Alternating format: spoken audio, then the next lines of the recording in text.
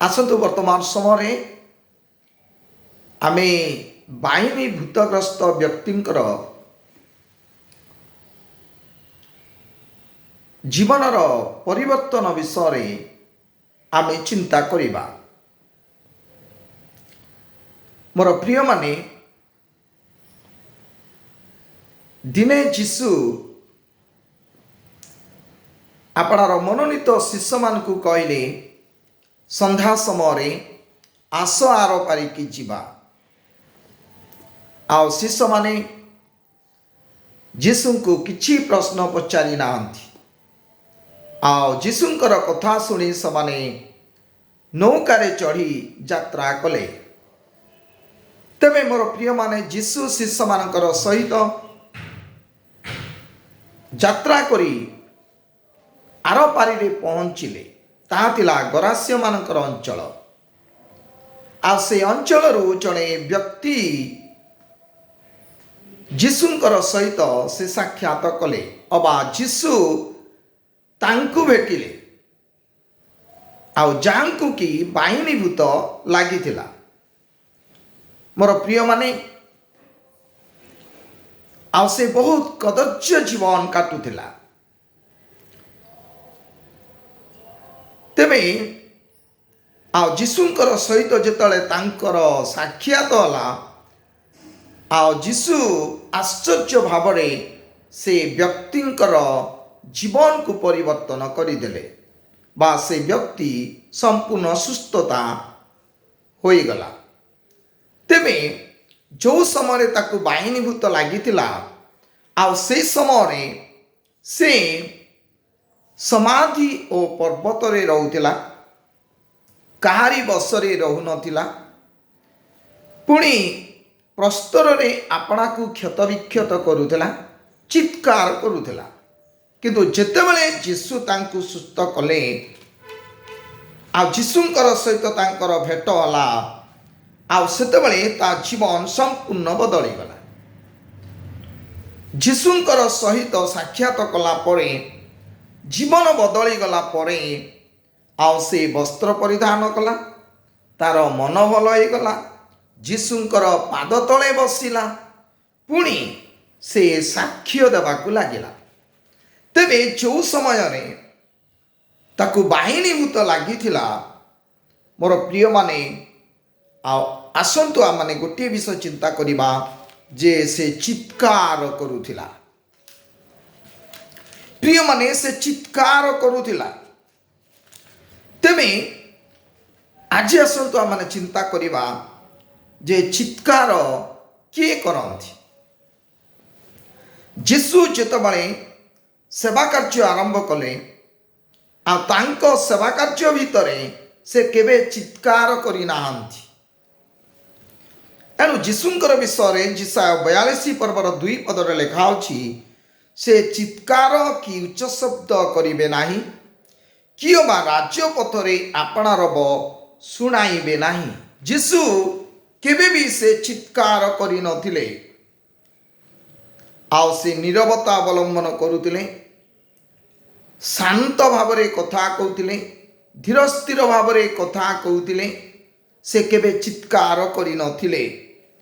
तेबे मिखा 4 पर्वर 9 पदरे लेखा अछि एबे तुमे काहेकि घोर चित्कार करुअछ। तुम मध्यरे कि राजा नाई, तुम्भर मंत्री विनष्ट होइछि बोली कि स्त्रीर प्रसव वेदना तुल्य वेदना तुम्भकू आक्रांत करिअछि।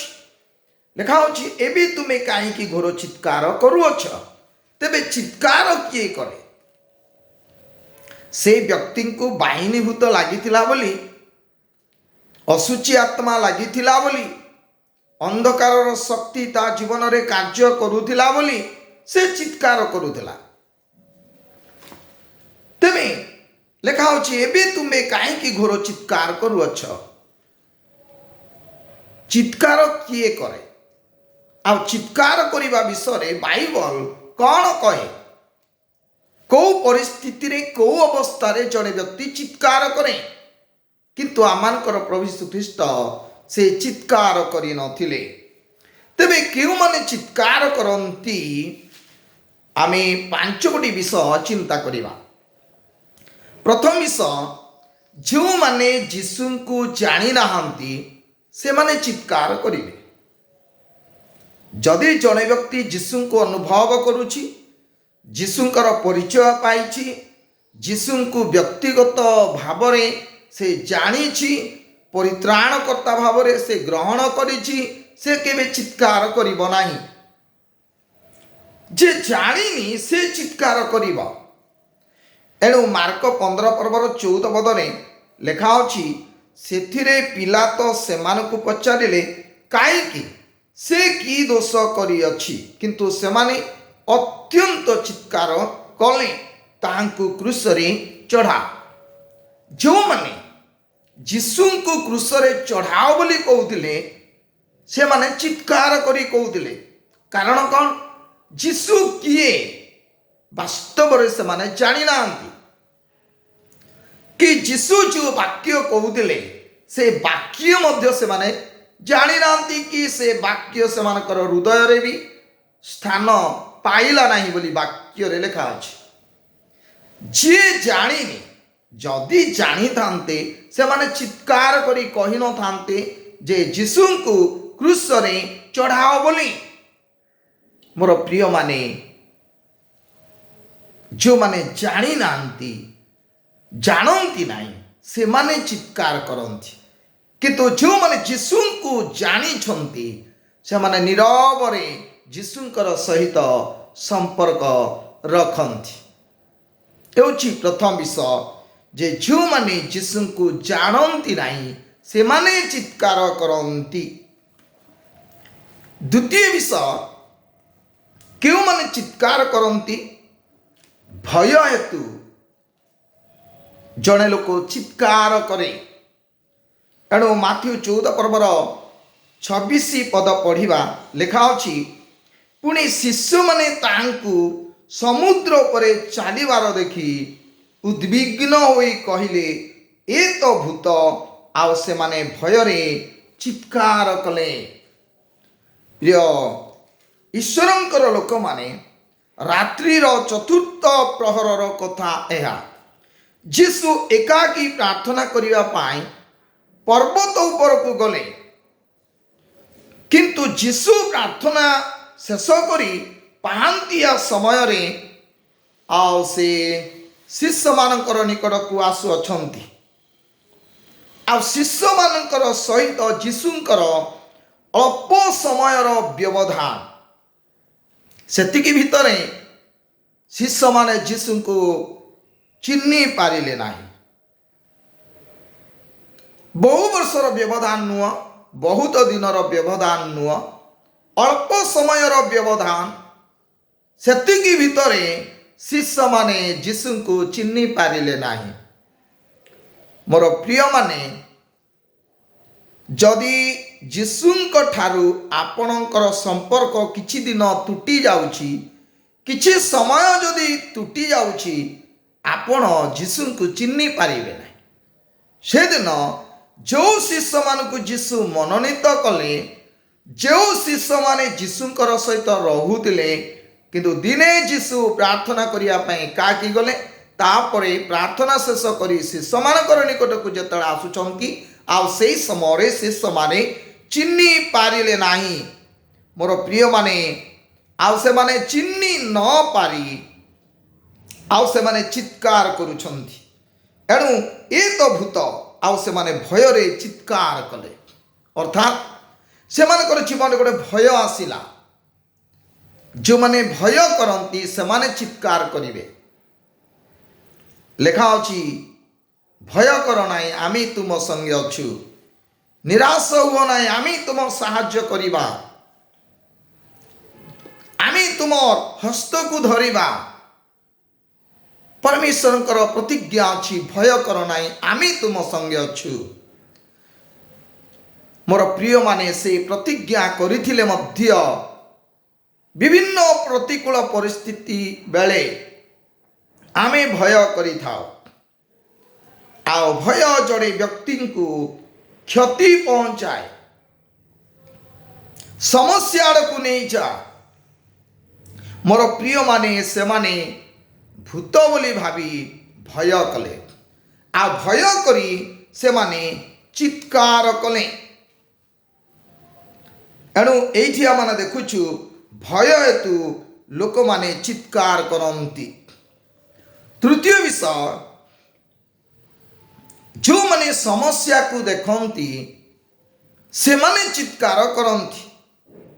माथ्यू 14 पर्वर 30 पद को जेबे आमे अध्ययन करिबा एठारे एपरि लेखा अछि, मात्र से पवन देखी भय कले पुणी बुड़ी जाऊ जाऊ चित्कार करी कहिले, हे प्रभु मते रक्षा करंतु। केतेबेले से चित्कार कले, केतेबेले ता जीवन को भय आसिला, से पवन देखिले। मोर प्रिय माने पितर जीशु को कहले, प्रभु मु आसीबी। आ जीशु कहले आस। आ सेतबेले पितर समुद्र उपरे चालिकी जाउछंती जीशुंकर निकटकू। आ जीशुंको देखी देखी से जाउछंती, तांको दृष्टि जीशुंको उपरे अछि। जो पर्यंत से जीशुंको देखी देखी जाउछंती से पर्यंत मोर प्रिय माने तार यात्रा ठीक चली, ठीक भाव से चली चली जाउछंती। किंतु मुहूर्तक परे पवन को देखिले, आ जेतेबेले से पवन को देखिले भय कले, आ सेदिपाई तांकु चित्कार करिबाकू पड़िला। जदि से पवन को देखि न थांते ताले से चित्कार करि न थांते। एणु मोर प्रिय माने पवन समस्यार निदर्शन। जेतेबेले आमे समस्या को देखि थाओ सेतेबेले आमे भय करी चित्कार करि थाओ। किंतु जेतेबेले समस्या होना कहीं प्रत्येक समस्यार समाधानकारी जे प्रभु अटंती। जिते बड़ समस्या होना कहीं समस्त समस्या ठारू आमानकर प्रभु महान। मोर प्रिय माने जे कि झड़ तूफान को धमक देले सबु किछि शांत होला, से प्रभु पितरंकर सहित अछंती, सम्मुखर अछंती। किंतु प्रभु को न देखी से पवन को देखिले। तार अर्थ जो माने समस्या को देखिबे, समस्या को बड़ बोली भाविबे, आ सेमानकर जीवन रे निराश आसीबो, सेमानकर जीवन रे भय आसीबो, आ सेतेबेले सेमाने चित्कार करिवे। एणु आमे समस्या को देखिबु नाही, किंतु सबुबले प्रभु को आपनार सम्मुख रे रखिबु। जेपरि दाऊद कहले, हे सदा प्रभु मु आपनार सम्मुख रे तुमको रखी अछि बोली से कहले। दाऊदंकर जीवन रे सबुबले से समस्या को सम्मुख रे न रखी प्रभु को सम्मुख रे रखुतिले, ईश्वर को सम्मुख रे रखुतिले। एणु मोर प्रिय माने जो माने समस्या को देखंती से माने चित्कार करिवे। चतुर्थ विषय, किए चित्कार करिवो जे कि प्रार्थनार उत्तर पाई पारु नथिबो, से चित्कार करिवो। एणु माथ्यू 15 पर्वर 23 पदर लेखा अछि, किंतु से तांकु पदे हेले उत्तर देले नाही। आउ तांको शिष्य माने आसी तांकु अनुरोध करी कहिबाकू लागिले, एहाकू विदाय करंतु, कारण ए आंब मानकर पछे पछे चित्कार करूअछि। किणानिया स्त्री, मोर प्रिय माने सोर ओ सीदोन अंचलरू से स्त्री आसी आ प्रभुंकर निकटरे से निवेदन करुछंती, कारण तार झियो को भूत लागिथिला। तार झियो को भूत लागिथिबारु आ से प्रभुंकर निकटरे निवेदन करुछंती, किंतु प्रभु तांको कौनसी उत्तर देले नाही। लेखा अछि से पदे हेले उत्तर देले नाही। आ उत्तर न पाई से चित्कार करुछंती। मोर प्रिय माने ଯେଉଁମାନଙ୍କର ଜୀବନରେ ଉତ୍ତର ପାଇବେ ନାହିଁ ସେମାନେ ଚିତ୍କାର କରିବେ। ଏଣୁ ଯଦି ଆମେ ପ୍ରଭୁଙ୍କର ସହିତ ଭଲ ସମ୍ପର୍କ ରଖୁ ତାହେଲେ ଆମେ କହିବୁ ପ୍ରଭୁ ଶୁଣିବେ, ପ୍ରାର୍ଥନାର ଉତ୍ତର ଆମ ଜୀବନରେ ଆମେ ପାଇବୁ, ଆମେ ଚିତ୍କାର କରିବାକୁ ପଡ଼ିବ ନାହିଁ। ମୋର ପ୍ରିୟମାନେ, ଯଦି ଆମେ ଯୀଶୁଙ୍କର ସହିତ ସମ୍ପର୍କ ରଖିବା ନାହିଁ ତାହେଲେ ସେ ଆମମାନଙ୍କର ପ୍ରାର୍ଥନା ଶୁଣିବେ ନାହିଁ, ଆମମାନଙ୍କର ନିବେଦନ ଶୁଣିବେ ନାହିଁ, ଆଉ ସେତେବେଳେ ଆମମାନଙ୍କୁ ଚିତ୍କାର କରିବାକୁ ପଡ଼ିବ। ତେବେ କାହିଁକି ଜଣେ ବ୍ୟକ୍ତି ଚିତ୍କାର କରେ? ଯେତେବେଳେ ପ୍ରାର୍ଥନାର ଉତ୍ତର ମିଳେ ନାହିଁ ସେତେବେଳେ ଜଣେ ବ୍ୟକ୍ତି ଚିତ୍କାର କରେ। ପ୍ରିୟମାନେ, ପଞ୍ଚମ ବିଷୟ ଆମେ ଦେଖିବୁ ପ୍ରେରିତ 19 ପର୍ବର 28 ପଦ ଅନୁସାରେ କ୍ରୋଧିତ ଲୋକମାନେ ଚିତ୍କାର କରନ୍ତି, ଯେ ରାଗି ଯାଆନ୍ତି ସେମାନେ ଚିତ୍କାର କରନ୍ତି। ଲେଖା ଅଛି, ଏଇ କଥା ଶୁଣି ସେମାନେ କ୍ରୋଧରେ ପରିପୂର୍ଣ୍ଣ ହୋଇ ଚିତ୍କାର କରି କହିବାକୁ ଲାଗିଲେ, ଏଫେସୀୟମାନଙ୍କର ଆର୍ତେମୀ ମହାଦେବୀ ଅଟନ୍ତି। ମୋର ପ୍ରିୟମାନେ, ମହାଦେବୀ ଆର୍ତେମୀକୁ ଆଉ ଆସିଆରେ ଲୋକମାନେ ପୂଜା କରୁଥିଲେ। କିନ୍ତୁ ପାଉଲ ଯେତେବେଳେ ହସ୍ତନିର୍ମିତ ଦେବତାମାନେ ଈଶ୍ୱର ନୁହନ୍ତି ବୋଲି ଯେତେବେଳେ ସେ ପ୍ରଚାର କରୁଥିଲେ, ଆଉ ଏଇ କଥାକୁ ନେଇ ମୋର ପ୍ରିୟମାନେ ଗଣ୍ଡଗୋଳ ସୃଷ୍ଟି ହେଇଥିଲା। ଏଇ କଥାକୁ ନେଇ ଲୋକମାନେ କ୍ରୋଧିତ ହେଲେ, ରାଗିଗଲେ ଏବଂ ସେମାନେ କ୍ରୋଧରେ ପରିପୂର୍ଣ୍ଣ ହୋଇ ଚିତ୍କାର କରିବାକୁ କହିବାକୁ ଲାଗିଲେ, ଏଫେସୀୟମାନଙ୍କର ଆର୍ତେମୀ ମହାଦେବୀ ଅଟନ୍ତି। ତାର ଅର୍ଥ ପ୍ରେରିତ ପାଉଲଙ୍କର ଯେଉଁ ପ୍ରଚାର ଥିଲା ଯେ ହସ୍ତନିର୍ମିତ ଦେବତାମାନେ ଈଶ୍ୱର ନୁହନ୍ତି ବୋଲି, ମୋର ପ୍ରିୟମାନେ, ଯେଉଁମାନେ ଦେବତା ନିର୍ମାଣ କରୁଥିଲେ, ତିଆରି କରୁଥିଲେ, ମୂର୍ତ୍ତି ତିଆରି କରୁଥିଲେ, ଯେ ସେମାନଙ୍କର ବ୍ୟବସାୟ ହେଇପାରିବ ନାହିଁ, ଆଉ ସେଥିପାଇଁ ସେମାନେ ରାଗିଗଲେ, କ୍ରୋଧିତ ହେଲେ, ଅନ୍ୟମାନଙ୍କୁ ସେମାନେ ମତେଇଲେ। ମୋର ପ୍ରିୟମାନେ, ଯେଉଁମାନେ କ୍ରୋଧିତ ହେଲେ ସେମାନେ ଚିତ୍କାର କଲେ। ମୋର ପ୍ରିୟମାନେ, ଆମେ ଶାନ୍ତ ହେବୁ, ସ୍ଥିର ହେବୁ, ନୀରବ ହେବୁ, ପ୍ରଭୁ ତା ଚାହାନ୍ତି। ଏଣୁ ଗୀତ ସଂହିତା 131 ପର୍ବର 1 ପଦରେ ଲେଖା ଅଛି, ନିଶ୍ଚୟ ମୁଁ ଆପଣା ପ୍ରାଣକୁ ଶାନ୍ତ ଓ କ୍ଷାନ୍ତ କରିଅଛି, ସ୍ତନ୍ୟ ତ୍ୟାଗୀ ଶିଶୁ ଆପଣା ମାତା ସଙ୍ଗେ ଥିବା ପରି ମୋ ପ୍ରାଣ ମୋ ସଙ୍ଗରେ ସ୍ତନ୍ୟ ତ୍ୟାଗୀ ଶିଶୁ ପରି ଅଛି।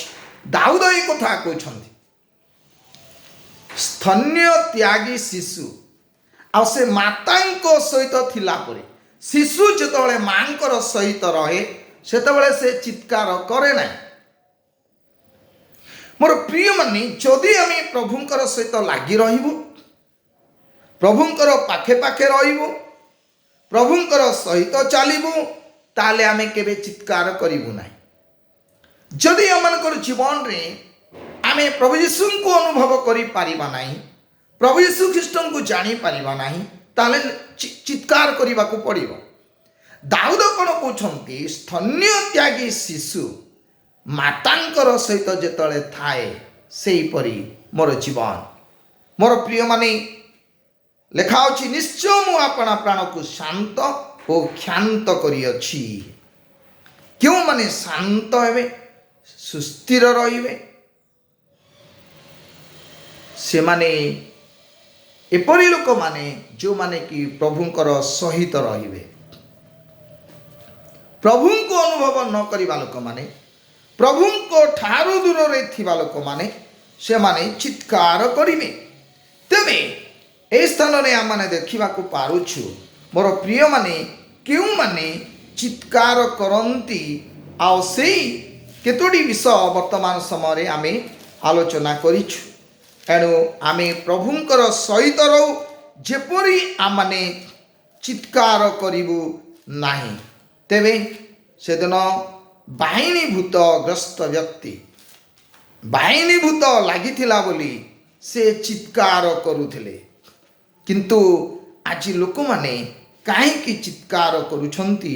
ଆଉ ଆମେ 5 ଗୋଟି ବିଷୟ ବର୍ତ୍ତମାନ ସମୟରେ ଆମମାନେ ଦେଖିଛୁ। ପ୍ରଥମ ବିଷୟ, ପ୍ରଭୁଙ୍କୁ ଜାଣିନଥିବା ଲୋକମାନେ ଚିତ୍କାର କରନ୍ତି। ଦ୍ୱିତୀୟ ବିଷୟ, ଭୟ ହେତୁ ଲୋକମାନେ ଚିତ୍କାର କରନ୍ତି। ତୃତୀୟ ବିଷୟ, ଯେଉଁମାନେ ସମସ୍ୟା ଉପରେ ଦୃଷ୍ଟିପାତ କରନ୍ତି, ସମସ୍ୟାକୁ ଦେଖନ୍ତି, ସେମାନେ ଚିତ୍କାର କରନ୍ତି। ଚତୁର୍ଥ ବିଷୟ, ଯେଉଁମାନେ ଉତ୍ତର ପାଆନ୍ତି ନାହିଁ, ସେମାନେ ଚିତ୍କାର କରନ୍ତି। ପଞ୍ଚମ ବିଷୟ, ଯେଉଁମାନେ କ୍ରୋଧିତ, ସେମାନେ ଚିତ୍କାର କରନ୍ତି। ଆମେ ପ୍ରଭୁଙ୍କର ସହିତ ରହିବା, ଶାନ୍ତ ହେବା, ସ୍ଥିର ହେବା, ଧୀର ସ୍ଥିର ହେବା, ପ୍ରଭୁଙ୍କର ସହିତ ସମ୍ପର୍କ ରଖି ଆମେ ଜୀବନ କାଟୁ। ମୋର ପ୍ରିୟମାନେ, ତାକୁ ବାହିନୀ ଭୂତ ଲାଗିଥିବାରୁ ସେ ଚିତ୍କାର କରୁଥିଲା, କିନ୍ତୁ ଯୀଶୁଙ୍କର ନିକଟକୁ ଆସିଲା ପରେ ସେ ଆଉ ଚିତ୍କାର କଲା ନାହିଁ। ତାର ଜୀବନ ବଦଳିଗଲା। ଯୀଶୁ ହିଁ ଜୀବନକୁ ବଦଳାନ୍ତି। ତାଙ୍କ ବାକ୍ୟ ହିଁ ଜଣେ ବ୍ୟକ୍ତିଙ୍କର ଜୀବନକୁ ବଦଳାନ୍ତି। ପ୍ରଭୁ ଆମମାନଙ୍କୁ ଆଶୀର୍ବାଦ କରନ୍ତୁ।